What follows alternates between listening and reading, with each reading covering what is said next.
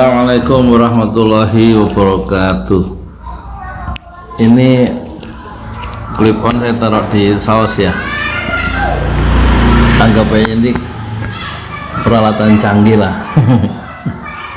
Jadi dalam mengembangkan YouTube itu saya pernah diwawancara Pak Ade Faru ya, dosen BINUS dan dosen di Sekolah Tinggi Dakwah ya, Al-Hikmah, tentang gimana mengembangkan konten. Salah satunya perlu kita mengembangkan imajinasi. Misalnya di wawancara tadi nanti kita sertakan ya video wawancara saya yang saya ambil dari Ade Fahrul channel ya.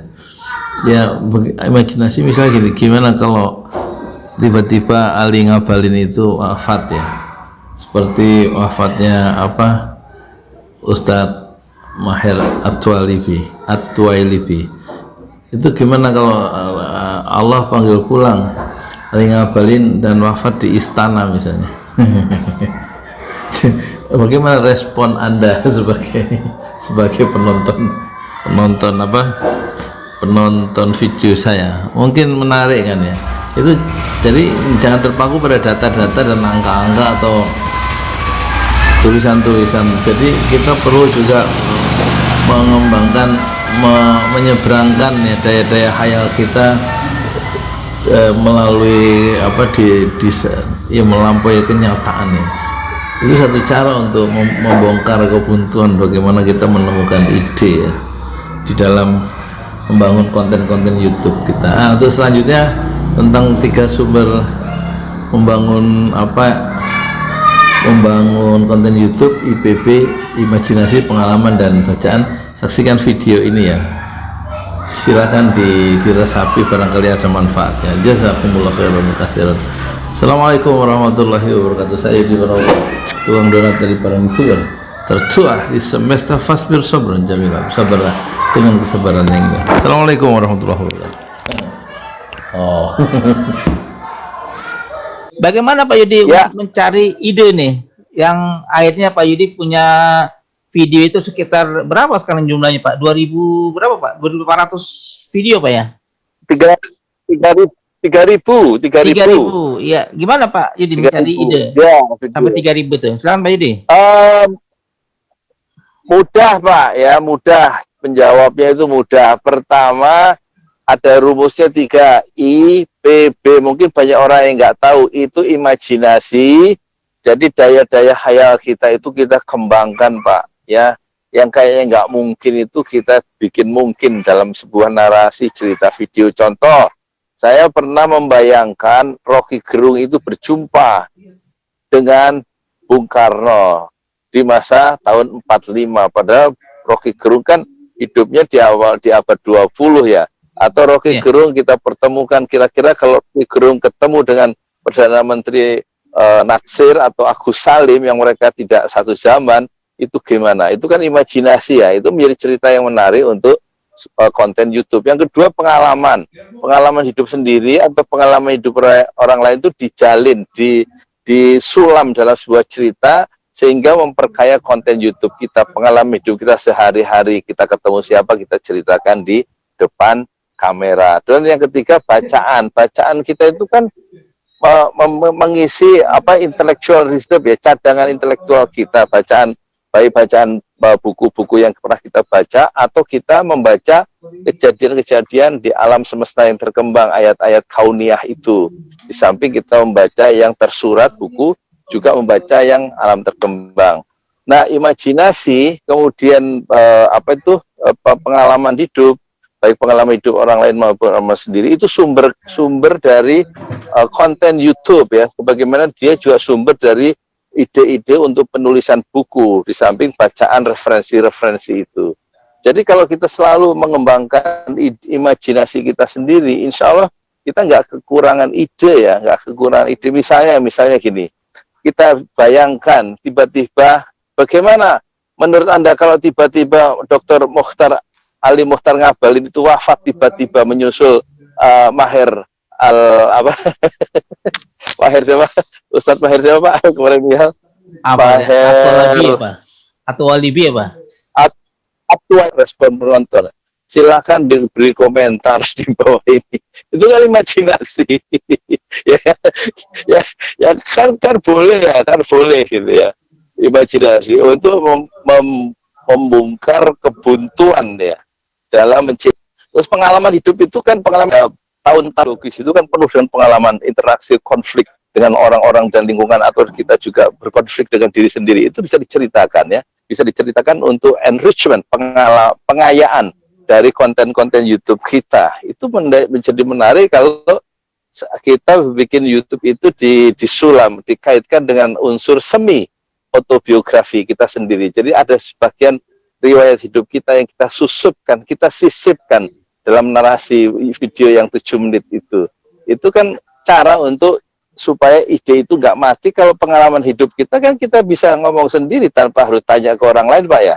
Ya kan? Karena hanya kita yang alami dan hanya kita yang bisa bercerita. Dan metode itu yang selalu saya lakukan, yaitu mengembangkan imajinasi sendiri. Kalau komputer itu kan bisa bekerja dengan cepat, Pak ya. Tetapi komputer itu beda dengan manusia. Manusia itu bisa berimajinasi, tetapi komputer tidak. Komputer itu hanya mempercepat pekerjaan, tapi dia tidak bisa merentangkan daya-daya imajinasinya. Ya. Hanya manusia yang memiliki atau dianugerahkan oleh Allah memiliki kekuatan imajinasi. Dan kekuatan imajinasi itu harus dilatih ya, dikembangkan, meskipun kayaknya tidak masuk akal gitu, tapi itu bisa menjadi sumber lahirnya ide-ide untuk YouTube kita yang tidak pernah habis. Karena imajinasi itu seperti lautan yang tidak bertepi, jadi sangat luas ya. Nah itu suka dilupakan tuh sama YouTuber pemula maupun YouTuber yang sudah tua.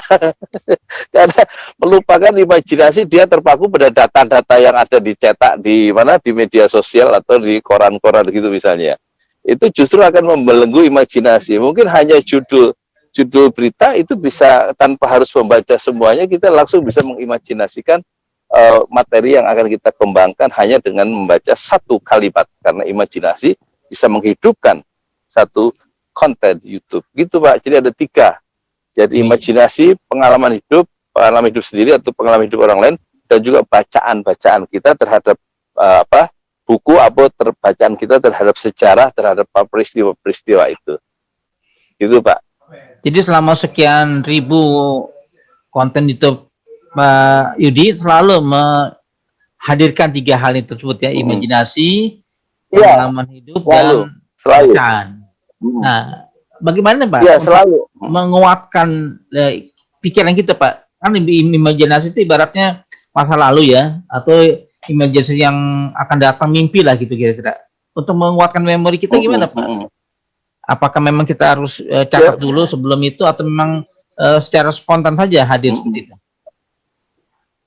Kalau pengalaman saya sih spontan Pak. Saya tidak pernah mengonsepkan secara tertulis seperti seorang pemikir sistematis itu menyiapkan makalah untuk seminar ya, bikin pointers ya, enggak.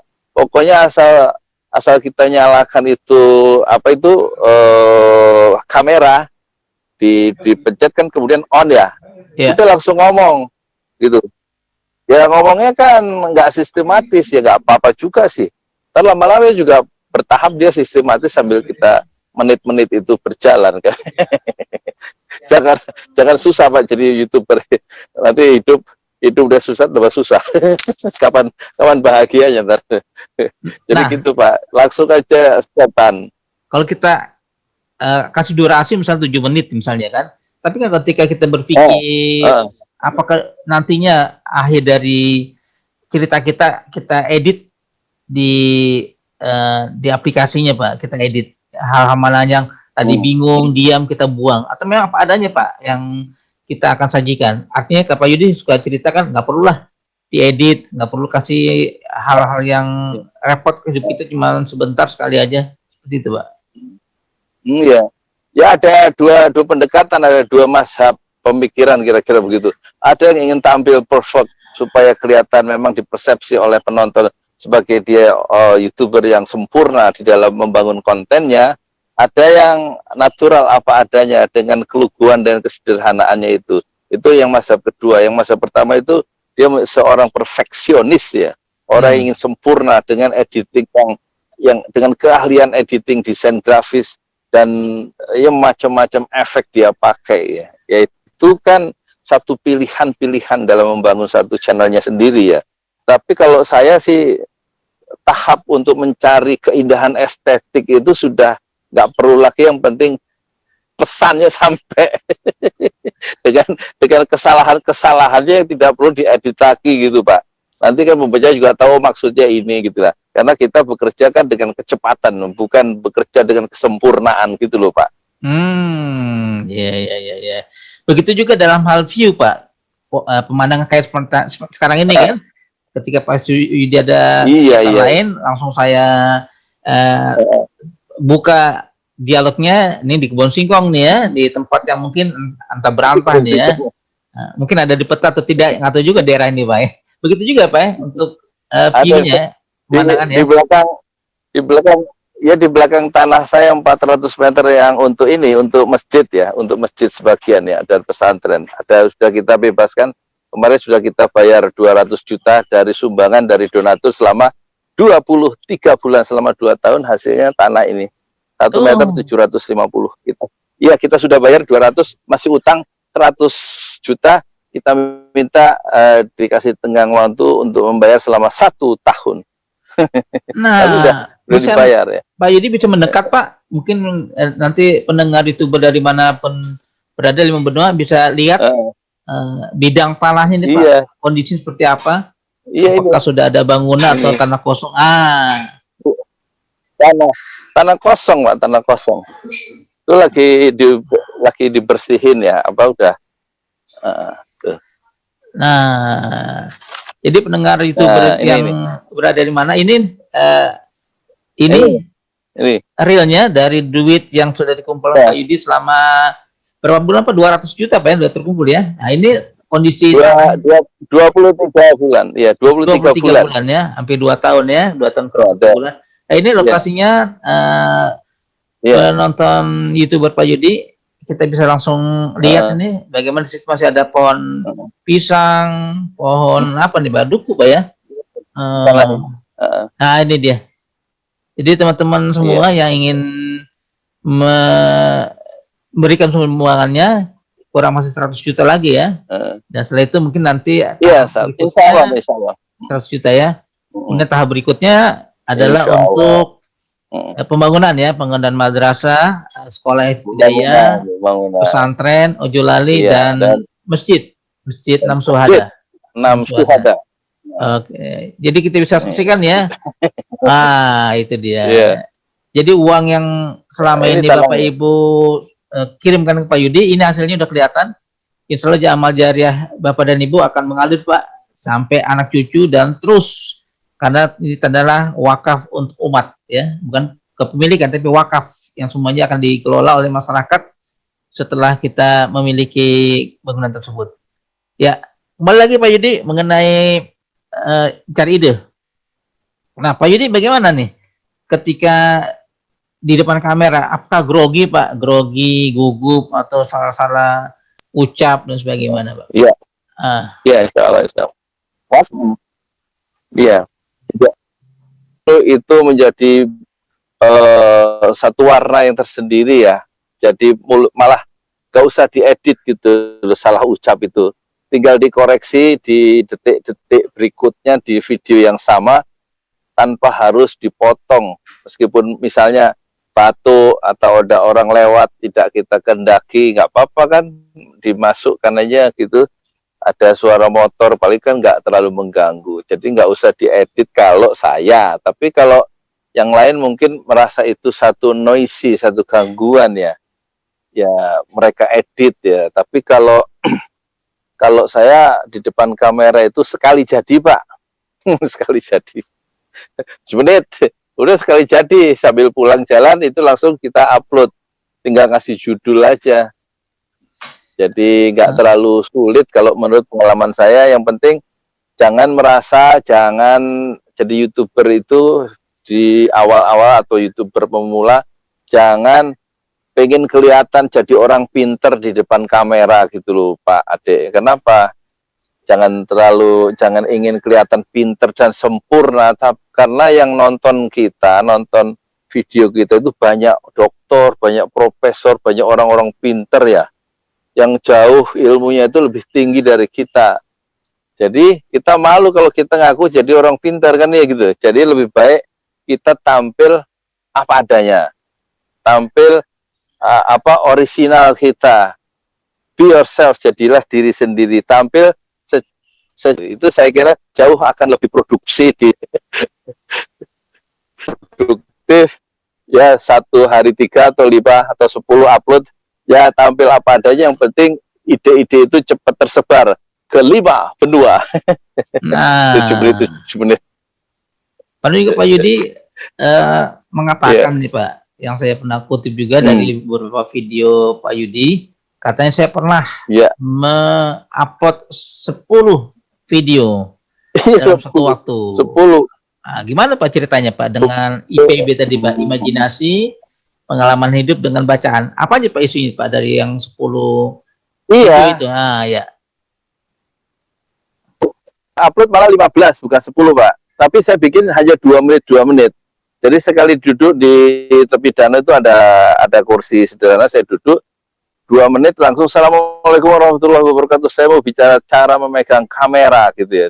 Bla bla bla, terus dimatiin setelah 2 menit, terus saya bilang terus salam lagi, terus saya bilang cara menentukan tema gitu.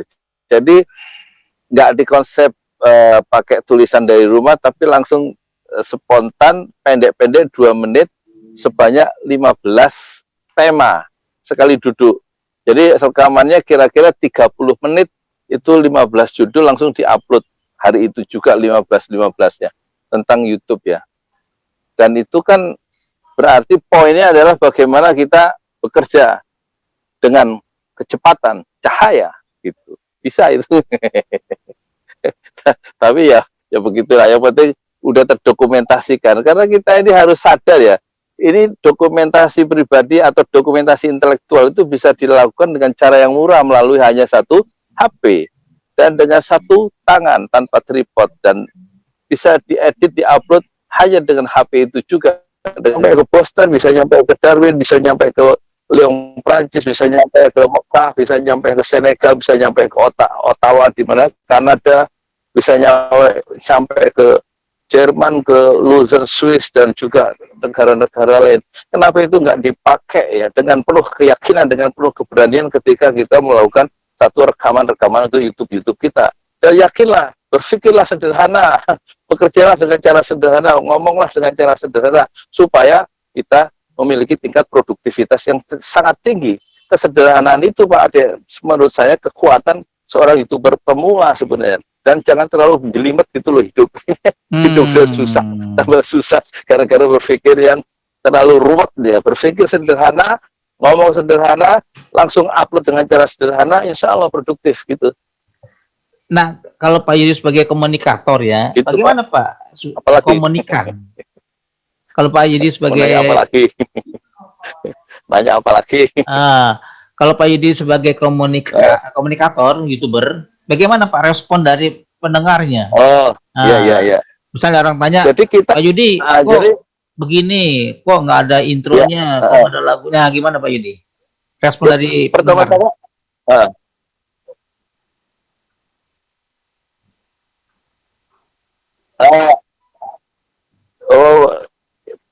jarang itu Pak ya soal teknis itu. Tapi yang poinnya itu begini, saya kira kalau sebagai komunikator, sebagai YouTuber kan sebagai posisinya sebagai komunikator ya Pak ya. Itu ngikutilah hadis Rasulullah, khatibun nas ala qadri uqulihim. Bicaralah dengan manusia sesuai dengan tingkat tingkat kapasitas intelektualnya. Nah, kita juga harus sadar yang kita hadapi, penonton-penonton kita tidak semuanya berpendidikan tinggi kan gitu Pak ya. Kalau menurut data itu kan 70% itu angkatan kerja kita itu hanya lulusan SD dan tidak tamat SD. Tidak tamat SD atau tamat SD 70% dari 100%. Nah, 25% lulusan SMP dan SMA. Hanya 5% yang elit begitu secara akademik, lulusan perguruan tinggi ya. S1, S2, S3 dan seterusnya. Jadi kita berhadapan dengan masyarakat yang mohon maaf uneducated people, gitu Pak ya, yang tidak terlalu tinggi, dan kita berarti bahasa kita harus bisa dimengerti oleh lulusan SD kira-kira. Nggak ada istilah-istilah yang ekspresi intelektual, kan nggak semua orang paham ya. Itu kita jelaskan maksudnya apa. Atau pakai bahasa-bahasa yang jangan gagah gitu loh, supaya kita kelihatan pintar pakai bahasa-bahasa asing gitu. Pakai bahasa biasa aja. Kalau kita pakai bahasa sederhana, yang kira-kira tukang empek-empek yang dorong gerobak itu ngerti, itu kan pesannya jadi sampai ya. Bagaimana kita punya sikap tablik, punya kemampuan menyampaikan komunikasi dan ditangkap oleh komunikan gitu dengan cara yang dia mengerti tanpa dibatasi oleh nggak ada barrier karena kosakata yang sangat intelektual, sangat asing gitu ya. Pakai bahasa Indonesia yang sederhana itu. Dari segi itu bahasa yang digunakan oleh Buya Hamka yang sangat rendah dalam pengertian bisa ditangkap awam, seperti kita lihat dalam tafsir Al-Azhar itu bagus sekali ya. Atau bahasa di tulisan-tulisan pidato Bung Karno di 2 jilid yang itu Pak, yang apa di bawah bendera revolusi, itu bahasa-bahasa yang dipakai oleh Bung Karno kan bahasa rakyat itu. Jadi malah sampai pesannya nggak seperti bahasa politis, nggak seperti bahasa politisi sekarang yang canggih-canggih, rakyat malah nggak ngerti. Saya aja nggak ngerti.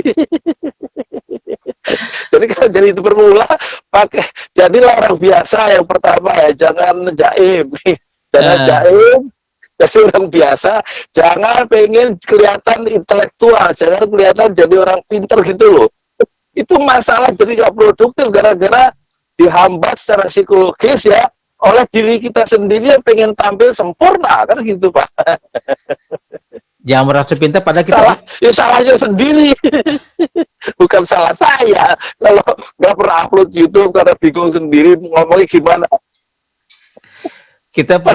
Padahal kita juga nggak pinter.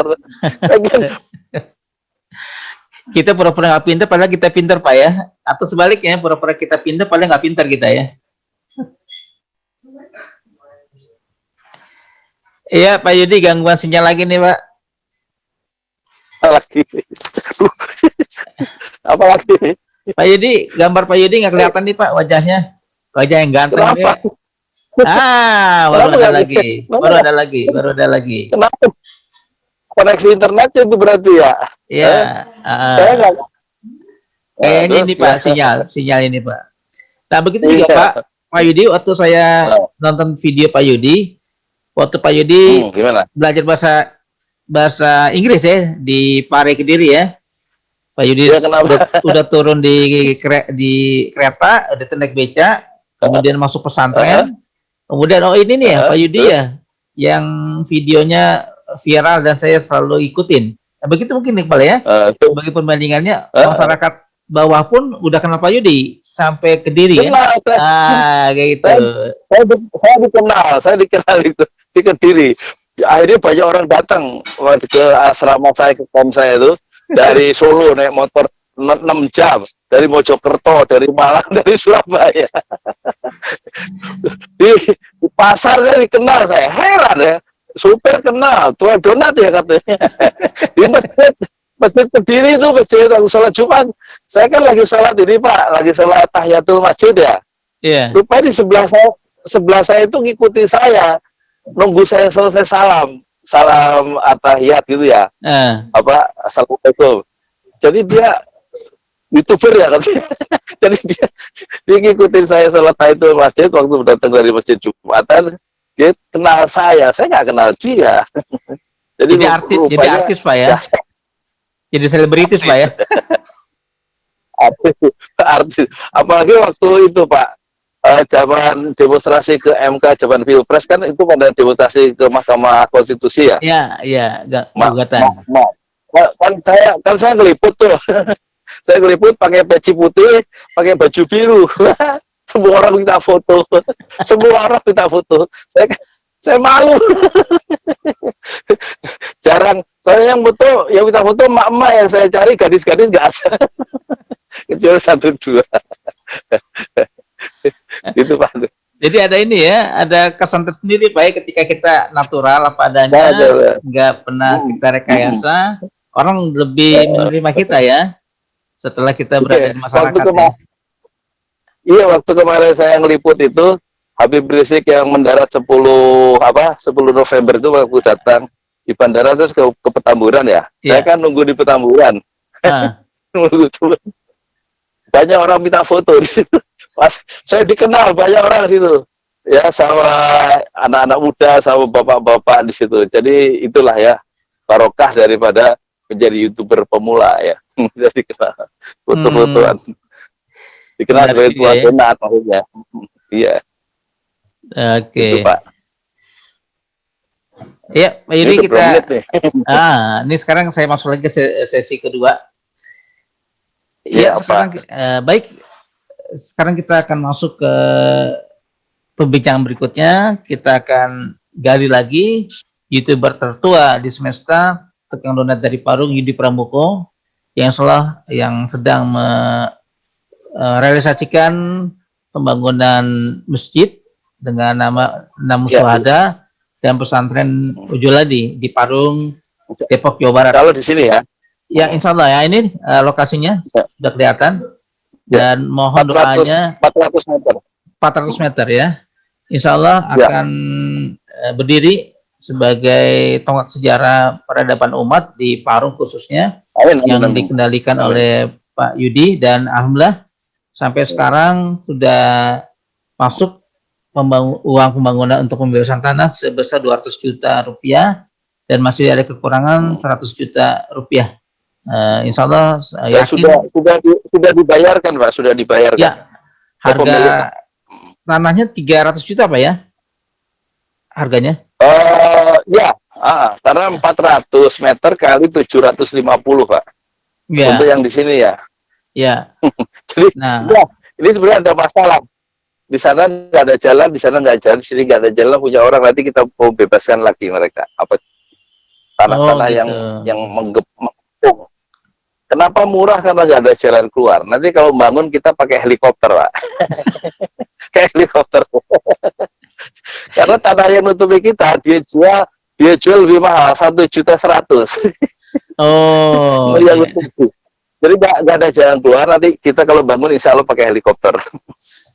Jadi dikurung ya tanah ini ya. Insya Allah nanti Allah, nanti insya Allah Allah yang memberikan makhrajan jalan keluar ya. Wa may yattaqillah yaj'al lahu makhrajan. Siapa yang memelihara hubungan baik dengan Allah, Allah memberikan solusi makhrajan, way out untuk orang yang bertakwa itu, insya Allah.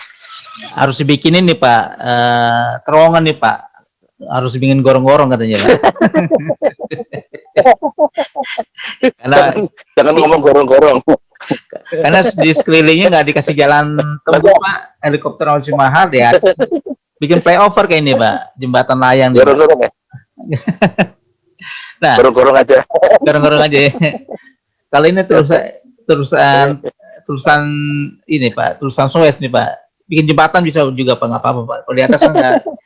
Pak, mengenai respon Pak masyarakat sekitar Pak dengan rencana Pak Yudi mau bikin pesantren atau masjid Nam Syuhada ini Pak, gimana responnya Pak? Responnya bagus ya, karena mereka jadi kenapa madrasah nggak SD? Saya tanya mau bikin madrasah apa SD, kata istri saya itu jangan SD Pak, tapi sekolah yang ada akidah akhlaknya, yaitu madrasah itu. Akidah akhlak yang dilupakan ya kan.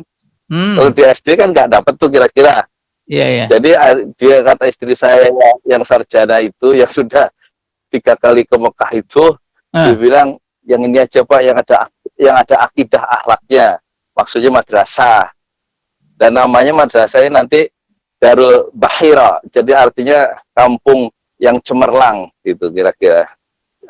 Nama dari madrasah itu Rencan, Darul Bahira ya,